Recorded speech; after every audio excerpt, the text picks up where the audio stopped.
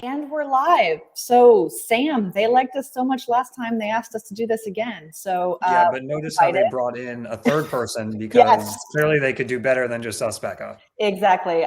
We have, for those of you who weren't with us last time, I'm Becca Keller. I'm Director of Analysis here at RANE, and I'm with my colleague Sam Lichtenstein, who covers or leads our security team. And today we have added Adriano Bassoni. He's the third member of our analytic management team, but he's also our senior Europe analyst. And he's going to come today to talk us about one of our major forecasts this year from our annual. What does Franco-German cooperation look like in 2022? Also, Becca, I just have to say the idea of Franco-German cooperation from a security standpoint historically, I have to confess I'm skeptical of what Adriano is going to tell us. Yeah, no, that's definitely, that oxymoron kind of combination there. But Adriano, Merkel's gone. So what's next for Germany? First of all, thank you so much for inviting me. I heard you had a great time the last time, so I'm happy to be a part of the party now. So yeah, I mean, I would like to begin by saying that we are looking at the Franco-German cooperation in 2022 because we are talking about the two biggest economies in Europe, right? Germany and France are the biggest countries in the European Union, the most populated countries in the European Union. They are kind of the leaders of the European Union. So that's why we care so much about them. And it's going to be a super interesting year because as many people watching us live know, Angela Merkel, the former Chancellor of Germany, is gone after 16 years. And she was so big a figure in German politics that it took not one, not two, but three parties to actually replace her and form a coalition. So this is an untested three-party coalition in Germany. And on the other hand, France will hold a presidential election in 2022, where President Macron will seek re-election, but he faces tough challenges coming mostly from the nationalist right. So it's going to be a very interesting year to watch for people who care about German politics, French politics, European politics, and even global politics, because we are talking about two of the biggest economies in the world. Yeah, so if we've got a French election coming up, how can we even tell our readership or our clients what's going to happen in the Franco-German relationship if there's that uncertainty still out in the horizon?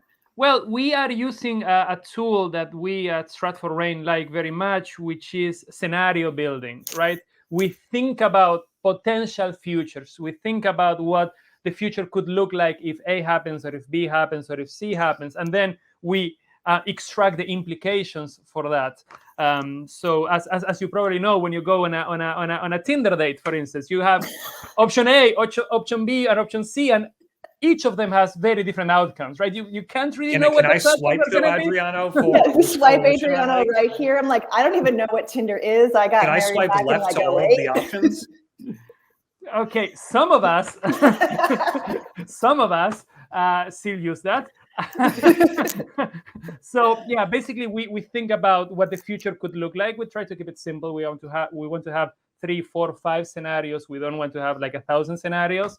But yeah, we try to keep it simple. So basically we start by thinking about the drivers, that is the forces, the factors that will move political events in one direction or the other, right? So we think for this specific forecast, we took a look at the internal political situation in France. Will France have a pro-European moderate government? Will France have a nationalist, or if you want to call it right-wing government? Will France have a far-left government? Because each of those possibilities has different implications for the relationship with Germany. We do something similar for Germany. Is the left-wing member of the alliance going to have a bigger say in European policy, or is the more liberal pro-business member of the alliance have a bigger say in German politics? Because that also influences relations with France. And then we take a look at what other actors are going to do. Northern European countries, which are so proud of calling themselves like the frugal ones because they are against extra spending, they are against any kind of means they're less fun, Adriano. Yeah. I don't know. I mean, frugality can be fun. Don't quote me on this, but I guess it could be sometimes. And then we have if you want to call them the fun ones, we have the Mediterranean countries in Europe, which often push in the opposite direction, right? They want to increase public spending at the European level. They want to deepen the process of European integration because they feel that they have a lot to gain from that. So we consider how all these players could move, and then we think about different combinations of elements that could produce different outcomes. I can, if I'm not boring you too much, I can briefly present the main scenarios that we are looking at for 2022. Please, yeah. What's it going to look like? What are our possible alternative futures? Yeah, so basically, we could have our baseline scenario. This is our main forecast for 2022, which is that the stars, if you will align in such a way that there will be greater cooperation between France and Germany. We think there will be a moderate government in France cooperating with a moderate government in Germany, and this will open the door to higher public spending at the European level, to a more flexible approach to fiscal deficit and sovereign debt rules in the European Union. There will be continued support for policies to fight climate change. This may also come at the cost of a more protective approach to trade. We know that France in particular is a bit skeptical of free trade agreements when they include agriculture, or they are done with countries with lower environmental standards. So this could be a part of that. But all in all, our forecast for 2022, our baseline scenario is greater Franco-German cooperation, which means a deeper process of European integration. But then we have alternative scenarios, right? The kind of things that could happen if stars align in a different way and they produce different political outcomes. One of the alternative scenarios is a cooperation basically stagnates. They just can't get along. They remain nominally committed to European integration, but the ideological differences are so big that they can't get anything done.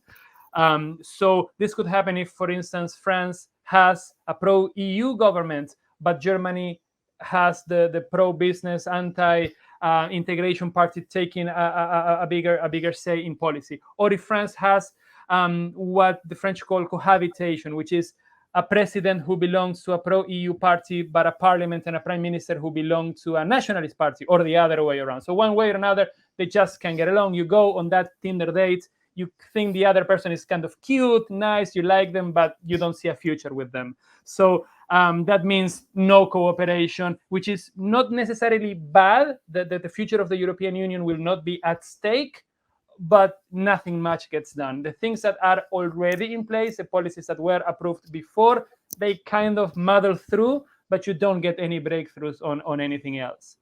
And then we have the third scenario, which is a situation in which the lack of understanding, the ideological differences are so big that cooperation actually decreases. And unlike the first scenario, which cooperation increases, and the second scenario with cooperation stagnates, in this third scenario, cooperation actually decreases. Just to follow with the Tinder analogy, which is gonna cost me a lot. That's another story. You go, you don't like the other person, you just walk away. You just ghost them. You just stop answering their texts, or you block them on social ghosting, media. You would never do that, Adriano. This, I'm just asking for a friend. This does not apply to my personal life. But in this scenario, there is total lack of cooperation, to the point that France or Germany, but in this case more likely France, because this is a scenario where a nationalist anti-EU party takes over the presidency, they just start acting unilaterally. They say, I'm only gonna honor the EU rules that I like, and I'm gonna ignore or circumvent the EU rules that I don't like. I'm willing to act unilaterally. I am still kind of nominally committed to EU integration, but I just couldn't be bothered. I'm just gonna act unilaterally, which results in other countries in other parts of Europe kind of doing the same, which brings the whole policy-making process in the EU to a halt. Nothing gets done. It's every man for themselves. Countries are prioritizing their own national interest, which they think is superior to the EU interest. So basically, it's a frozen or even decreasing process of European integration, which, of course, not immediately. I don't want to make anybody anxious right now, but it raises questions about the long-term future of the European Union. If it's no longer this family of nations that work together, but it's just this dysfunctional family like my family on a Sunday lunch, with everyone screaming at each other and talking across each other and nothing gets done, then you have long-term questions about what happens to the future of the EU, and in particular, what happens to the future of the Eurozone, because France is a member of the common currency. So if France no longer abides by common currency rules, then it raises question in other countries, and there could be run on banks as people get anxious that there could be a return to national currencies. There could be a sovereign debt crisis if investors and financial markets believe that the Eurozone is not sustainable. I insist and want to be clear about this. This is not our baseline scenario. In our baseline scenario, you go to the Tinder date and you like the other person and you stay with them and you cooperate with them. But this is the third scenario that we are considering for 2022. Of course, it's what we like to call a low probability but very high risk, because we're talking about the future of the European Union being in doubt. But even in our baseline, it does sort of change that core makeup of the European Union. And I'll continue your Tinder date analogy because we are going with this.